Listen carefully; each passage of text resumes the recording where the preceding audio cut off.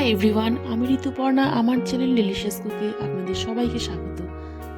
আজকে আমি কচুর গাঁঠি দিয়ে আলু দিয়ে একটা সুন্দর তরকারি রান্না করে আপনাদের দেখাবো, যা খেতে প্রচণ্ড ভালো লাগবে আপনাদের।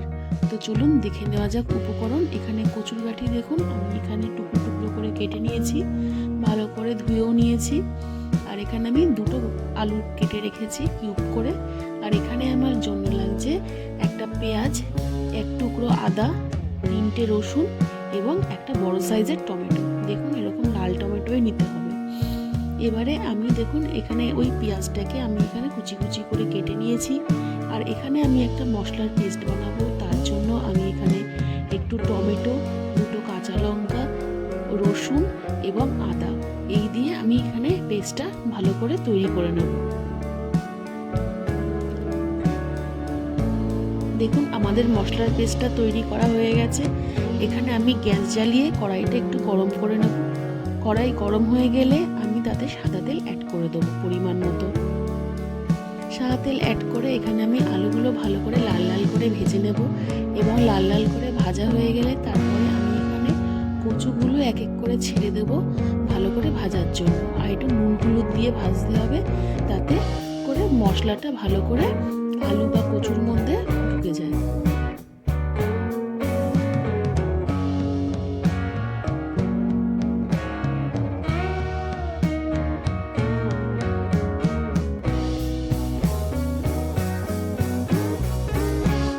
গায়ে একটা লাল আস্তরণ পড়া অবধি আমাদের এটা ভালো করে ভেজে নিতে হবে।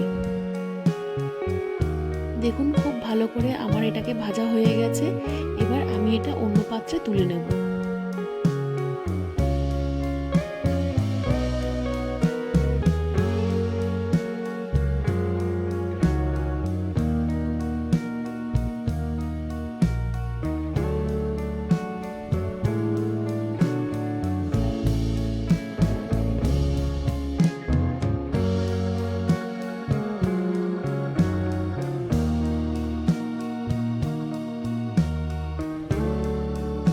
এবার আমি কড়াইতে পেঁয়াজগুলোকে দিয়ে লাল লাল করে ভেজে নেব।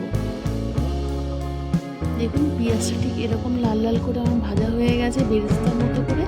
তারপরে আমি ওই পেস্ট করে রাখা মশলাটা আমি এখানে অ্যাড করে দেবো। পেস্ট করে রাখা মশলাটা এখানে অ্যাড করে খুব ভালো করে এখানে নাড়িয়ে চাড়িয়ে কষিয়ে নিতে হবে, যাতে করে আদা, টমেটো, রসুন যে কাঁচা গন্ধটা আছে সেটা যাতে বেরিয়ে যায়। এরপরে আমি এখানে কিছু মশলা নিয়ে নিয়েছি। 1 চামচ লঙ্কার গুঁড়ো, 1/2 চামচ হলুদ, পরিমাণ মতো নুন, 1 চামচ জিরে এবং 1 চামচ ধনের গুঁড়ো।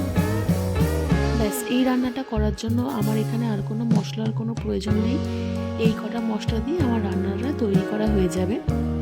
দেখুন মশলাটা খুব সুন্দর করে কষে এসছে আমার। তারপরে আমি এখানে গুঁড়ো মশলাগুলো এখানে অ্যাড করে দেবো। অ্যাড করে এটা ভালো করে কষিয়ে নিতে হবে। যতক্ষণ না মশলা থেকে তেল ছাড়ছে ততক্ষণ এটা ভালো করে কষিয়ে নিতে হবে।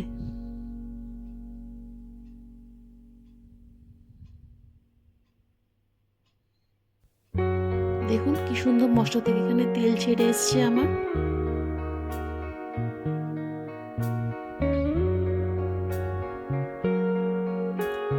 এরপর ওই ভেজে রাখা আলু আর কচুর গাঁঠিগুলো এখানে আমি একে একে অ্যাড করে দেবো। অ্যাড করে খুব ভালো করে কষাতে হবে। এই রান্নায় হচ্ছে কষানোটাই মেন।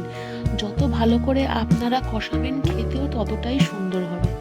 এই কচুর গাঁঠির তরকারি আপনারা এরম করে রান্না করে দেখবেন, যা মাছ মাংসকেও হার মানিয়ে নেবে। এই রান্নাটা আপনারা করে খেয়ে দেখবেন। যদি ভালো লেগে থাকে তাহলে প্লিজ আমার চ্যানেলকে লাইক করে সাবস্ক্রাইব করে দেবেন। এবারে এই রান্নায় দেখুন ভালো করে কষানো হয়ে গেছে মশলাটা। তারপরে আমি এখানে গরম জল অ্যাড করে দেবো। প্রত্যেকটা রান্নায় আপনারা যদি গরম জল অ্যাড করেন তাহলে রান্নার টেস্টই পাল্টে যায়। আর লাস্টে আমি একটু গরম মশলা এখানে দিয়ে দেবো। ব্যাস, এরপরে একটু ফুটে উঠলেই আমাদের তৈরি আলু দিয়ে কচুর গাঁঠির তরকারি, যা খেতে অতুলনীয় হয়।